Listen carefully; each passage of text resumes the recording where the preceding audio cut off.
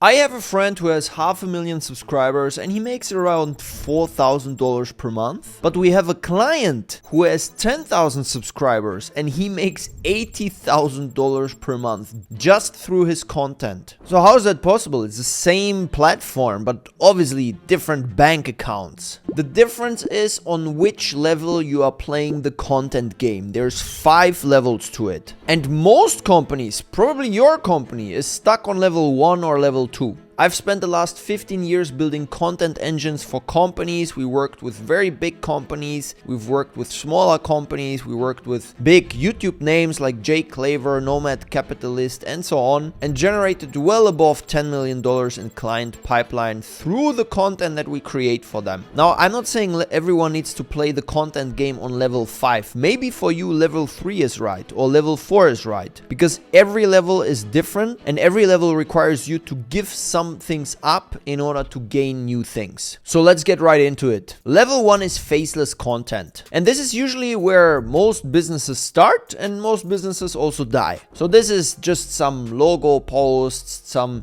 Instagram pictures, some weird animations on YouTube, or just slideshows, a dead blog on your website that nobody reads. Now there's really just one reason you should play faceless content, and I'll get to that in a second. But first, let me tell you, if you are a sponsor, for example, you pay way less money to sponsor faceless content. Let me tell you a story. We launched an app at some point. It was called Hair Buddy. We launched it for a client and we wanted to get a lot of viewers on it as fast as possible. So we built a YouTube channel for the app. We did other things. Among those things, one of the things we did, we reached out to YouTube channels and we asked them, hey, can we sponsor your next YouTube video, right? So in the YouTube video, you will talk about this app and we will get many downloads. And we received a couple of offers from people that had faceless content. And usually it was very cheap to advertise on these videos. So we paid like $200, maybe $500 to sponsor this video. And then the person gave us a shout out in the video. Guess what? 0 conversions from faceless content. If we compare faceless content to content with an actual face, someone talking in front of the camera, the conversion rate is much lower. So we ended up paying people more who showed their face, but it also converted much better. So actually it made sense for us to pay a little bit more. You will notice the same thing for your company. If you're just posting nice Instagram pictures that you designed in Canva, or some videos with like animations and drawings, or some slideshows, yeah, it's nice. It's like the basis, but it's not going to convert like when you show a face. And now let me tell you, the only reason that I would do this faceless kind of content is for testing. If you want to go in there quickly and you want to validate what types of content, what types of titles, what types of topics work well, faceless content can be all right. You can do it for a couple of months. You can go in there. You will still see, okay, this video got 1,000 views. This one got 3,000 views. Obviously, this message seems to resonate more, right? Same with Instagram or with LinkedIn posts. But in general, I would not stay on level 1 for too long. Now, of course, faceless content can work in exceptional cases. So for example, there's Brightside, the Soul Publishing, probably one of the biggest YouTube companies out there. They have something called 5-minute crafts, right? So you see basically them just like building some kind of craft in the video. Well, guess what? This gets millions of views and it makes them a lot of money. But for them, content is the product, right? So they make money with ads that they run on this content or with sponsorships. For you, that's most probably not the case. Most probably you're a business owner and you want to turn these eyeballs into business for your company. So yeah, you can do some kind of craft stuff and you don't show your face, right? But in 99% of the cases, this will not convert as well. Not saying this never works. You're just making your life more difficult. So let's get to the next stage. The next stage is the personal brand stage. This is where now you have a real human on the pictures in front of the camera, and this completely flips the economics. You have higher CPMs, higher watch time, more comments, viewers keep returning because they get attached to this face. And for a business, this means you will have shorter sales cycles, and higher closing rates. Just to give you a statistic, when I talk to people on sales calls, more than 8 out of 10 people already know my face when they jump on a sales call with me. So of course the closing rates are much higher because the content kind of pre-sold them before they hopped on a call. Now you can play this on different levels, right? We're now in level 2, but even level 2 has different levels to it. For example, I started building my personal brand when I was like 15. I was basically the clavicula before clavicula. Now, I was doing this on a much lower level, right? I was not making millions with this. But you can also go super huge on face. If you look at Alex Hormozi, that is basically what he has built. This empire is dependent on him. It's a 9-figure business dependent on his face. Now, this brings us to the most important downside of this kind of content. You have huge key person risk. So if this one person that you display in front of the camera drops, well, you're basically screwed. That's why it should always be the founder who is in front of the camera if you just have one person there. And we actually had this situation with one of our clients who started doing content in the past without us, and then the person that they positioned in front of the camera just dropped and did their own thing. Actually started a competitor company, which is crazy. Now what can you do? You can position, and we did that for another company called Mares Media, big German company. We positioned multiple people in front of the camera because now you don't have this key person risk. If it's 2 or 3 people, even if one person drops, who cares? You can replace them. Audience will build new trust. They get more attached to the company logo than to these people. And also on level 2, what you probably have is you have some proper systems in place, right? You have an editor, you have a strategist who thinks about what kind of videos should we produce. This is the most important thing to have, by the way. You have a publishing checklist and some good processes are in place. Now this sets you up for level 3, because on level 3 you're going to actually 10x the revenue that you make with your content. Level 3 is what most of you guys watching this actually need, because content stops being a cost, it just starts being a booking machine. It doesn't matter if you spend 10,000 per month on content, you make 50,000, 100,000 back every single month. So at the beginning I said we have one client who has like 10,000 subscribers, but he makes much more money with his YouTube channel and with his content than my friend who has 500,000 subscribers. Well, one answer is, of course, it's content that is relevant for his ICP. So it's content that is geared towards people that will buy his product. But that is by far not all. For example, we have a client, Manuel, and within the first 90 days, he started closing $5,000 clients through his content. And at this point, I don't know, he had like 100, 200 subscribers. So very little. 190 subscribers, yes. So of course here, one of the keys was that every video that we published for him addressed one of the problems that his potential buyer has. So the buyer booked a call and was already pre-decided. They were like, yeah, I think this is the right thing for me. But this is just the first 50% of the value proposition. So if we work with companies, 50% is creating the content. What is the other 50%? The other 50% is creating the funnel that comes after the content. Just a simple example. Most companies we work with have terrible landing pages. Yeah, you can vibe code a landing page in Claude or whatever, but it will not convert well. So this is like at the heart of what you do, and your landing page doesn't look good, bro. 2 mechanisms how we convert these viewers into actual cash flow on the back end. So mechanism 1 is that all of our videos will lead to a simple landing page. This landing page is optimized so it converts well. Usually the landing page should also be coherent with the video that has just been watched by the audience, right? Because the more coherence you have in sales, the better you will sell. Simple as that. And on this landing page, you have one genuinely useful download. It's some checklist, some PDF report, whatever. So once people download this, they need to give you their email address. Now you put them into CRM and you start hammering them with email automations. So they get a sequence of emails automatically sent out to them over the course of multiple weeks that warms them up and prepares them to book a call. And then multiple times in that email automation, you want to present your offer and you want to urge them to take the next step, which usually is booking a call. So now they are completely pre-sold. They show up to the call. They are ready to buy. Now, mechanism number 2, and this is where the real sauce comes out, okay?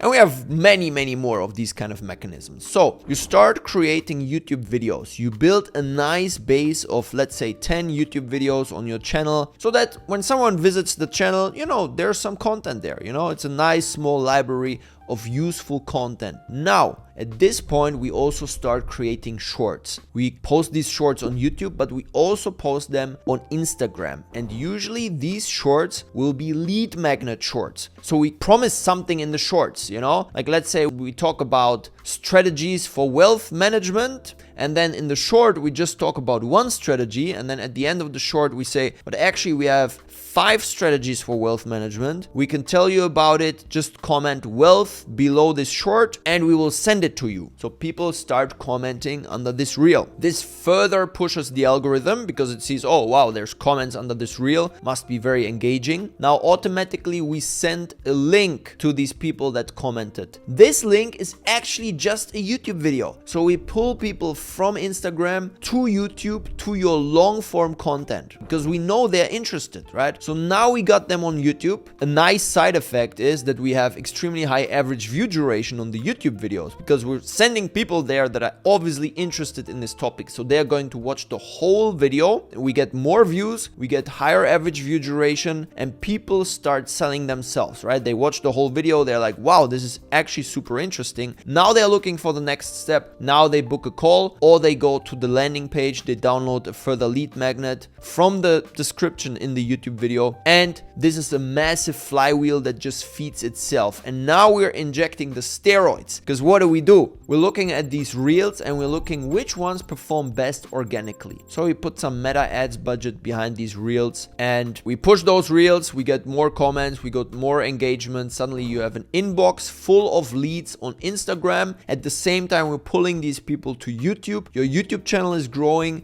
You're getting more leads through the link in the description of your YouTube videos. The whole system grows and you get super famous and super rich. Okay, now obviously I'm exaggerating a bit, right? But this is the second mechanism that we like to use. Now there's around 10 more mechanisms, but that would basically be a little bit too much for this video. You need to have quite a narrow topic that just talks to your ICP and you want to move people off the platform fast. You don't want to stay just on Instagram or just on YouTube. You want to have them in your own CRM so that you can hammer them. So what is the next stage? Isn't this perfect? We can go on like this forever. Well, there's one big problem. Level 4 is all about diversification. Because believe it or not, at some point in your life, you will want to step out of your business. And there's a very intelligent saying that says you should always build a business as if you wanted to sell it. Because even if you don't want to sell it, if you build it as if you wanted to sell it, you will actually make your life much easier. And what is part of selling a business? Well, it should not depend on just one person, right? If it's just you, the face on the landing page or in all the VSLs, impossible to sell that. So at level 4, the company and the content stops needing your face. But how to do that? Well, of course, you need to build content formats that are not dependent on your face. And this is a level where we as an agency, we just have a few customers who want to do that, but it's literally impossible without us because we know multiple companies, multiple operations, so we can look at the best practices of these operations and of these content departments and we can help our clients with that. Because level 4 is all about operations engineering, right? You need SOPs, you need content checklists, you need to have established processes so you make sure that your content and these new formats you are building, they are consistent and you're operating at a high quality at all times. And this is harder than it sounds. We have one client, we signed an NDA, so I can't mention the name, but they had a big shift in their leadership and they had this one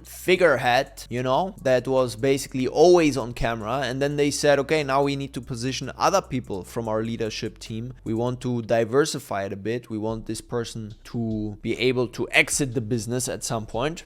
So you need to come up with good content strategy, good ideas on how to mitigate that. And you should do it early enough so that you're not at some point selling the business and people are like, hey, this thing just runs with you. So either you need to stay with us, this is going to be part of the exit agreement for your company, or we're just paying a much lower price. So basically up until level 3, all of this content, all of these ideas have been living inside of your head, or maybe inside of the head of some agency that said, okay, this is how we're going to do it. This is how we're going to build our funnels content to make you more money. But now it's about time that you commoditize this language and it lives within your entire organization, and your organization becomes independent of you. And that is when you unlock level 5. And level 5 is the absolute Champions League of content for companies. When you have a media company inside of your company. So you stop thinking like, yeah, we're a business that has like a marketing department that creates content for my company. You start thinking we are a business and we have a subsidiary that's a media company. And their only goal is to push the parent company. So this means you don't just have this marketing department or this marketing agency that posts here and there and that's it, but you literally have your own organization within an organization that thinks about how can we spin up more content. And there's just a few organizations out there, a few companies out there who do this really well, but this is where we're heading. This is how important content is. This also means you will have multiple channels, you will have multiple hosts, multiple formats, but all of this leads to one buyer ecosystem. All of this feeds this one product line, service line, whatever you're offering. And when we look at this from private equity perspective, this is the